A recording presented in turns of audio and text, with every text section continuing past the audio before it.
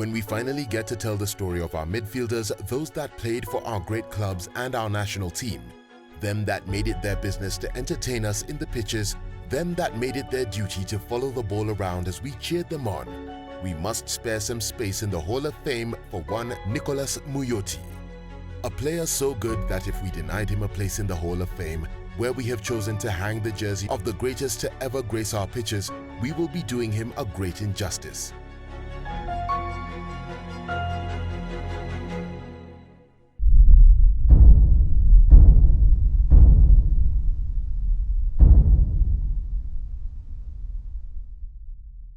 For his exploits on the pitch, Muyoti deserves a tale in our stories so that we can preserve him at the greatest place in our history. Nicholas Muyoti began his top-tier career at AFC Leopards and ended his pitch career at the same club. This is the story of Nicholas Muyoti.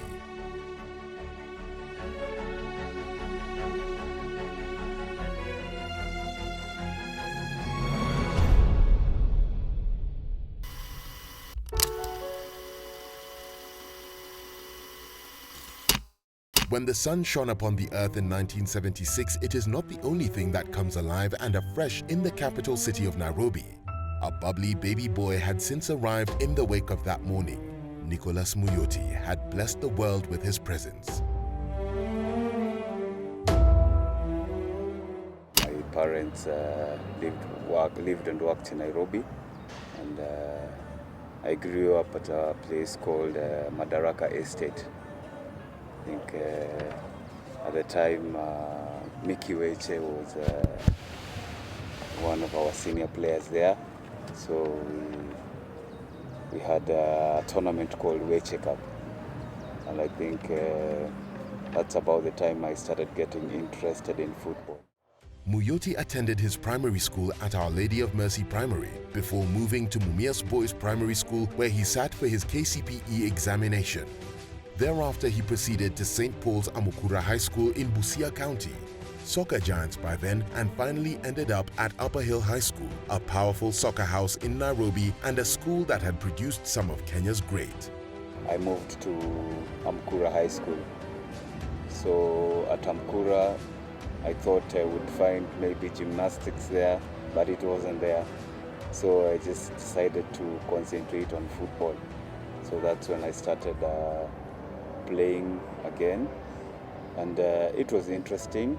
And those times, I think we had player poaching, a lot of player poaching, so it was not easy for us to get an opportunity to play. You're training, and then during the matches, you see some other faces, guys are coming in, you know. So it was really challenging, but also learning for us. Because when I got to Form 2, that's when I started getting a chance to play in the first team. And at the time, I'd grown, I'd trained well, and I started really playing serious football. Apparently, I didn't stay there for long. I went there for Form 1 and 2, and I got very sick. I think it was a time when I think the weather was not good for me, so I had to relocate to Nairobi. So in Nairobi, I went to Upper Hill School. Muyoti's football career kicks off at Upper Hill School, where he featured for Kenyatta Hospital in the Super 2 League. At Upper Hill, he was in the company of Bonventure Maruti. He did his trials at AFC Leopards and was to join the Den after school, but the latter took a back seat since he felt he was not ready for the competition that awaited him at AFC. From 1996 through 1997, he featured for Kenyatta Hospital before finally moving to AFC Leopards. Here he met the likes of Fred Ambani and Agrippa Anyanje, who highly motivated him. Nicholas Muyoti was at the Den for 5 years. They won the league in 1998, the last time AFC Leopards won the top-tier league, and he also won the Moi Golden Cup with the Leopards. Basically, my dreams as a small boy wanting to play football were coming to reality, because I really wanted to play. And that time when I was young, my dad used to take me to watch FC Leopard matches, and then slowly I started getting the interest, and even when he wasn't around, I just go by myself. I just got somebody older than me, hold his hand, and was in the stadium. I started getting an opportunity to play when Fleming Jacobsen came in as a coach at FC Leopards. And for him, I think I was one of the best centre-backs or defensive midfielders, because it didn't matter to him whether I was sick, whether I got an injury. He just wanted me on that pitch. My journey at Leopards has been quite challenging, and until I rose to be the captain of the team, it was a big challenge, because at the time I came in, the club was financially stable, but things turned later on, and it was very difficult. And most of the good players went away, especially after we won the league in '98. And it was sad that after winning the league, okay, the club had got some money, and we thought we'd get just some allowances, appreciation, but it didn't happen. And instead, this money was used to sign other players. At the time, we were preparing to go for Eastern Central in Uganda. So the team was split into two groups. Those ones that are coming in, they've been paid down payment, their salaries are good, and those ones that have been there for the team when the team won the league. So there was a big split. We went to Eastern Central. Apparently we didn't do well, and it followed up into the season. We didn't have a very good season, and like I said, most of the players started coming out, went out of the team. We had the late Chahonyo as the chairman, and I think also he was tired of the politics in the team and stuff. So he just stayed away from the team. In 2002, he was suspended from the club, and thereafter he moved to Uganda, where he was to feature for Horizon FC. But this move was cut short by his club, who refused to release him. AFC Leopards was later to release him, and then he moved home to Thika United. He was here for 2 seasons. Basically, I moved because at the time, we were supposed to start the league, and we'd asked the management, because we'd gone for over 6 months without payment. We'd asked the management to try and pay some of the monies they owed us, and they say they were going to do it before we go for the match. We were going to play Shabana. They gave each of the traveling players 5,000 shillings. So I asked the chairman, at that time it was the late Angote, what about the rest who are remaining? Yes, we are going. The rest have their families and stuff. So I told me, no, we couldn't get other monies. This is what we have. So we decided as a team, we share this money, and we were not going for that game. Yeah, we shared the money amongst us, and then we said we're not going. Everybody went home. After this, I got a suspension. So there was this FC Leopard fan who was, I think he was one of the managers at the bus called Maningo, and he told us, you guys, you can go to Kampala and play their football. They made sure we were eating well, we were training well, and yeah, it was really fun, but we couldn't sign there because he was suspended here in Kenya. But now, at that time, Weche had moved to Thika United, and when they heard that had come up from Leopards, immediately they called me to Thika. And apparently I found that they were really looking for me. They wanted to sign me. So that's when I moved to Thika United. And yeah, this was my second team in the top flight. We had a great time. At that time it was called Thika Mediska. I had a great time at that place. The fans were very good, the players very welcoming. And yeah, we did well until I got an opportunity to go to Singapore.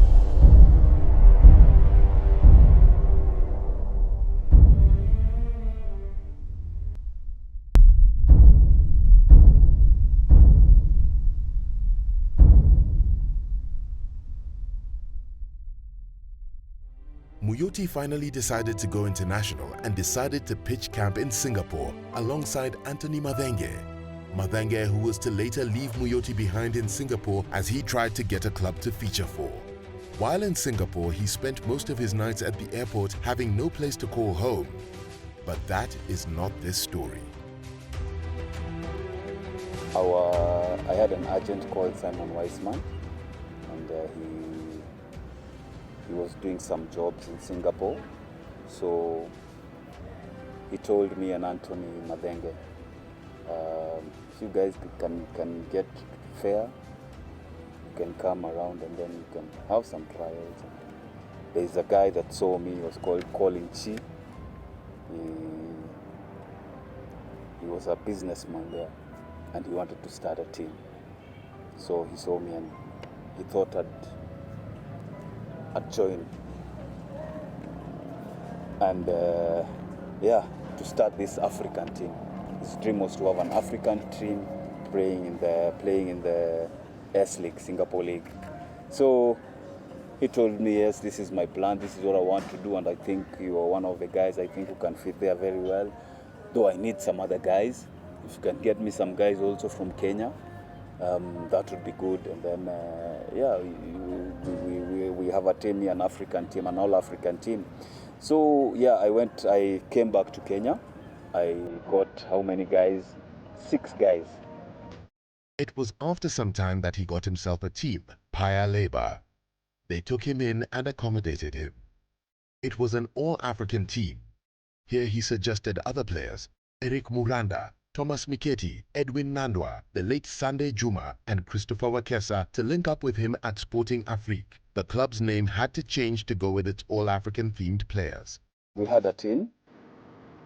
We went to train to a team, which our agent had recommended. But apparently our manager, the agent, didn't stay there for long. He stayed there for around 2 days, and then he went away. Now we were like, nobody's talking to us. And these guys in Asia, there's a lot of football corruption. And you had to pay to get into the team. You had to do some funny stuff going there. And so we couldn't even then talk. The coach wasn't even looking at us. He was just there because the money is what is talking. If money doesn't exchange hands, you can't join the team. So we were just there.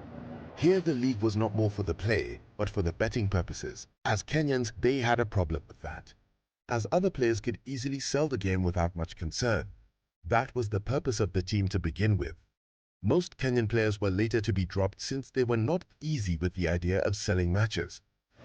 Man, it was interesting, huh? And before the season, we did a lot of friendly matches, and basically we were just winning the matches. And then when it came to the league, something changed.